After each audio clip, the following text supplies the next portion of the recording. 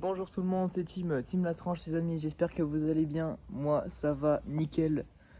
Aujourd'hui les amis, première vraie vidéo sur la chaîne. Là cette fois c'est pas un short. Je sais même pas pourquoi je dis ça. Je tenais à faire une petite aparté. Pour toutes les personnes qui se sont abonnées, franchement les amis, gros cœur sur vous tous. J'ai lancé ma chaîne le 25 août, vous êtes déjà 18 sur la chaîne, c'est très peu parce que c'est les débuts. Mais pour moi c'est énorme en fait. Franchement, je pensais galérer beaucoup plus. Mais les 18 abonnés, je pensais pas les avoir avant, je sais pas, 3 mois ou 4 mois. Mais en tout cas, je vous kiffe, gros cœur sur vous tous. Moi en tout cas, je vais vous fixer un défi. Vous me faites atteindre les 50 abonnés avant la fin de l'année. Je sais que vous en êtes capable, vous êtes déjà à 18 en 3 mois. Donc abonnez-vous, likez, partagez à qui vous voulez, faites-vous plaisir les amis. Je vous ferai un rappel en fin de vidéo, mais en tout cas 50 abonnés avant la fin de l'année les amis, je compte sur vous. Donc pour revenir à nos moutons, je voulais vous parler d'un projet que je tiens depuis presque un an maintenant. Je voulais faire un IMOCA en modèle réduit, radiocommandé bien sûr, avec des foils. Vous savez les IMOCA, les bateaux du Vendée Globe qui ont des foils, des appendices très grands qui permettent aux bateaux de s'élever dans les airs et d'effectuer des vols et des pointes à plus de 35 nœuds, donc ce qui représente à peu près 65 km/h. Combien? Donc 65 km/h c'est énorme pour un voilier. Donc c'est certainement ces bateaux qui vous font rêver. Et moi en tout cas il me fait rêver. Donc j'ai décidé d'en construire un en modèle réduit. Alors je vous rassure, j'ai pas construit ça en 6 mois. J'avais un peu arrêté, j'avais complètement arrêté de le faire cet été. Parce que avec toutes les vacances et tout, les invités et la famille et tout, je pouvais pas trop me concentrer dessus et puis franchement on avait autre chose à faire. Mais là ces dernières semaines je me suis bien relancé dessus, mais croyez-moi c'est pas aussi facile que vous le croyez, parce qu'on a eu énormément de galères avec ce bateau. On a eu beaucoup de casses, beaucoup de problèmes comme les foils, parce que oui je compte faire les foils. Les voici. En essayant de faire un foil, je voulais poncer pour qu'il soit bien fin et bien profilé, et en fait j'ai trop poncé et le foil s'est cassé. On a d'abord essayé avec du contreplaqué normal, donc comme celui que vous voyez là, du contreplaqué classique, et en fait ça le faisait pas. Donc j'ai essayé avec un autre type de contreplaqué, le contreplaqué marine. Donc c'est ce contreplaqué là, et je rappelle le contreplaqué, c'est plein de feuilles de bois de différentes épaisseurs qui sont collées entre elles. Aussi j'ai fait les safrans, on peut le voir ici.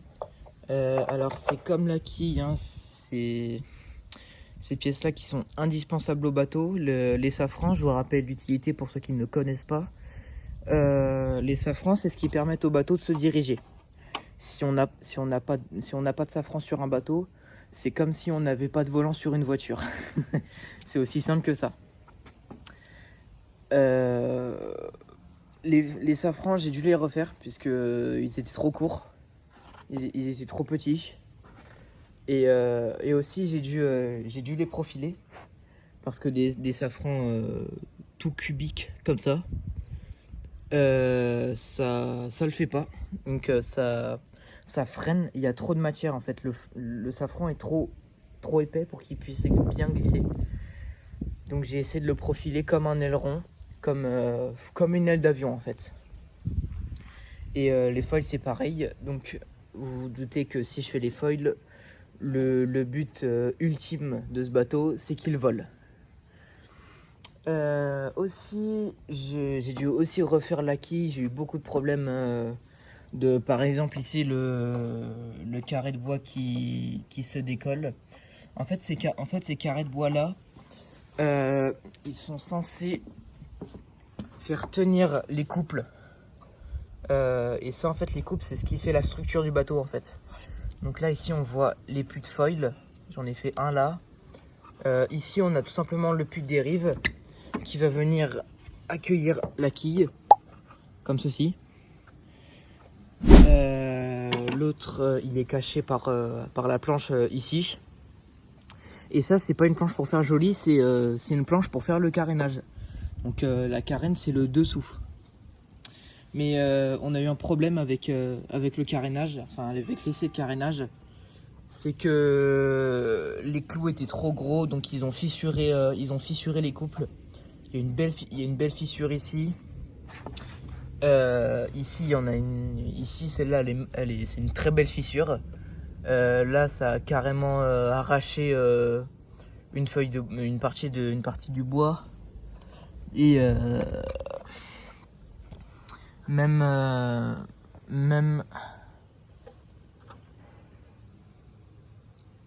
là-bas. Donc voilà. Pour ceux qui se demandent aussi, ma caméra, c'est pas du tout une caméra de fou furieux, c'est juste je filme avec mon téléphone, c'est tout.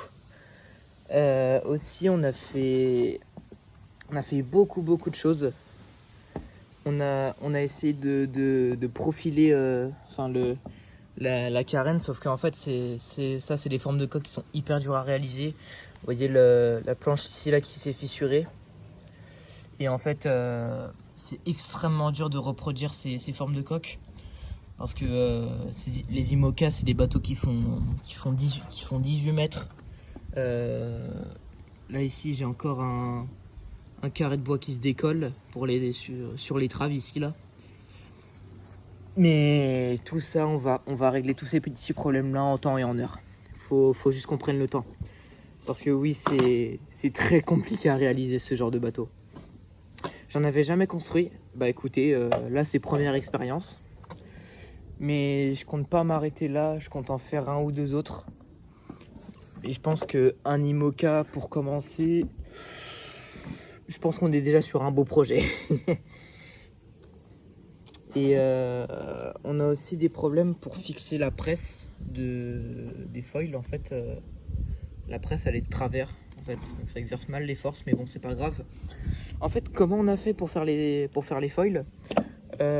On a pris deux plaques pour le four. On a pris deux plaques de four et on l'a mis dans une gazinière. Enfin, on l'a mis sur une gazinière qu'on a allumée. On a mis les plaques dessus.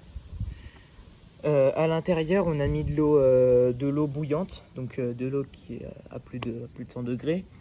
Et du coup, ce qui produit de la vapeur d'eau, ce qui permet du coup de pénétrer à l'intérieur du bois et de le rendre plus mou. Et bien sûr, il faut faire ça couvert. Donc on a mis une grille dans l'eau pour éviter que le foil baigne dans l'eau et que le bois soit mort. Donc on a mis une grille à l'intérieur, on a mis le foil sur la grille et on a refermé, on a mis un couvercle dessus et on a laissé ça pendant 5-10 minutes.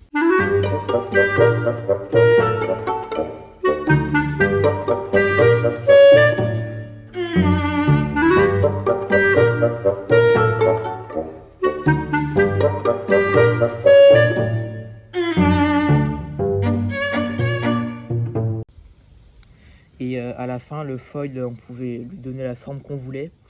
Et on a découpé un espèce de moule, donc comme ça.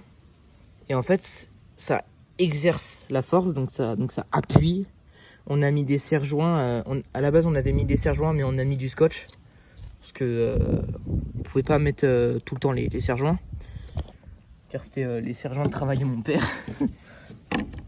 Donc voilà. Donc ça, on a fait comme ça pour faire les foils.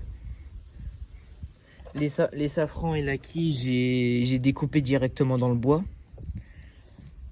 Et j'ai aussi j'ai passé beaucoup de temps sur ce bateau. Ça fait 6 mois qu'on est sur le projet. Donc voilà. On a bien avancé sur le projet. Ça va être long de le finir, mais on va y arriver. Donc ouais, il y a beaucoup de fissures à reprendre, des formes à reprendre, des tasseaux de bois à recoller, des formes à refaire. On attend des planches pour refaire le carénage parce que les premiers essais n'ont pas marché. On avait essayé avec des planches de cagettes à fruits, sauf qu'en fait le bois était trop instable, trop cabossé. Donc on s'est tourné sur l'idée de base, donc du contreplaqué. Voilà. Donc là ici j'ai profilé la quille pour qu'il y ait le moins de traînée possible, que ça freine moins, qu'il y ait moins de matière pour freiner le mouvement du bateau. Et si j'y arrive, je mettrai une caméra on-board, donc du coup pour faire des prises de vue du bateau en fait. Mais ça, je pense pas que je vais y arriver. Donc voilà. Sur ce, moi je vous tiens au courant de l'avancée. Je ferai des vidéos quotidiennes et tout pour vous tenir au courant de l'avancée du bateau. Et sur ce, moi je vous dis, la vidéo est déjà finie. J'espère que vous aura plu. Si c'est le cas, n'hésitez pas à partager, vous abonner et à liker. Ça fait extrêmement plaisir. Je vous rappelle, je vous donne le défi de faire les 50 abonnés avant la fin de l'année. Je sais que vous en êtes capable. Et sur ce, moi je vous dis à la prochaine.